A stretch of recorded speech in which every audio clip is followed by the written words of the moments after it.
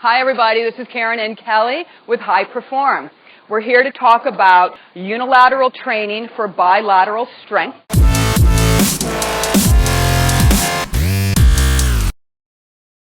And the reason why we do that is to increase our core, which increases our balance, which increases our functioning and decreases the potential for injury. Now, when you're working bilateral big muscles, you're going to be using a lot of heavy weight. But when you're working on unilateral strength or just one leg, you're working on very small muscles around a joint to give you stability. So we're going to be using very light weight, whether it's for your shoulder or your hip.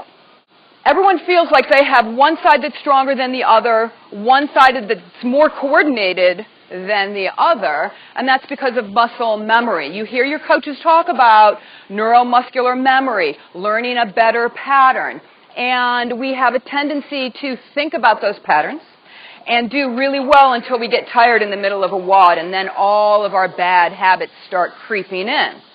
Now, people wonder, can we change those bad habits so we never have to do that anymore? And the answer is yes. There's something called neuroplasticity, which is your body's ability to change that pattern. The way you do it is find a strength movement that increases the strength of your weak side or your less coordinated side, and repeat that over and over and over again. It takes a lot of time. It takes more time to learn a new pattern than it does to learn the original pattern, because you have to get rid of the original pattern and then develop the new pattern, and then you will always, always, always do a great squat.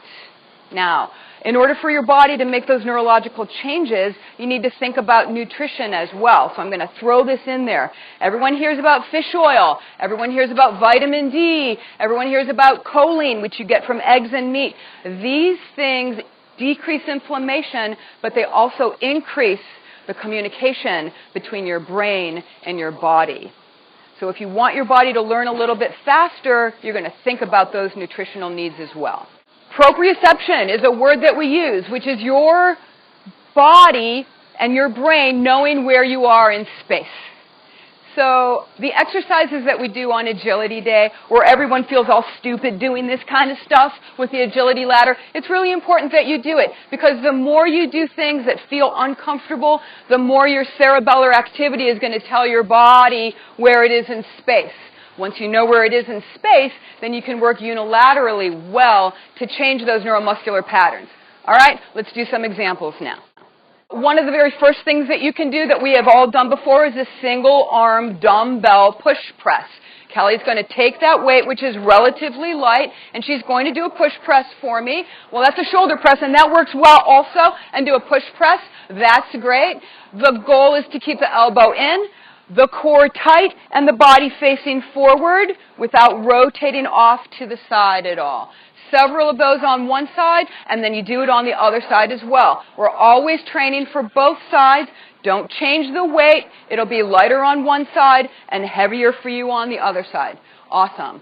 Once you're done with those, you can move on to something a little bit more advanced.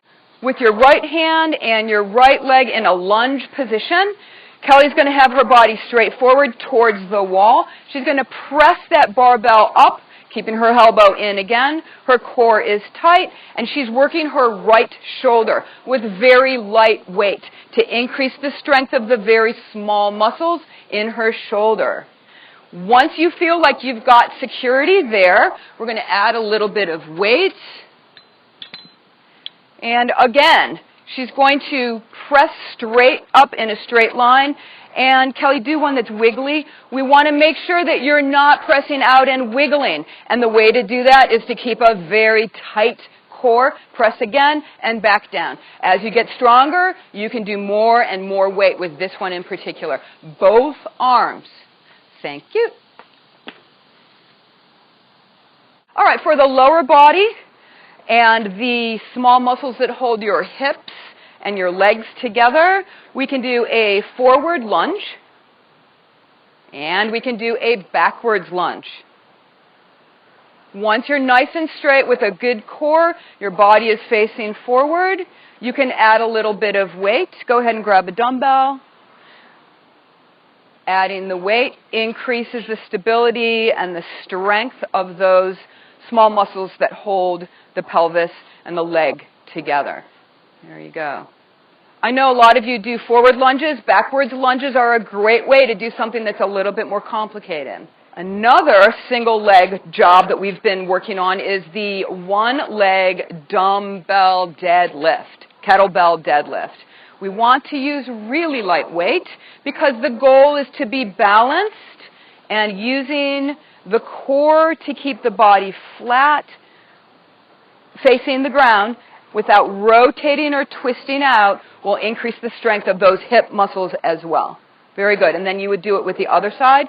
When you feel that you can do that 3 times without needing to touch the bottom for balance, then you can add more weight, doing the job both sides bilaterally as well. Thanks. Kelly? Let's start thinking about using both sides. The time will be a little bit slower, but when you're ready to really compete with your friends, you will be stronger on both sides. Your neuromuscular patterns will have changed for the better. So when you get really tired, you won't have to think. You'll just be doing. So thanks for watching. And if you have any questions, talk to your coaches or ask me when you see me at the gym.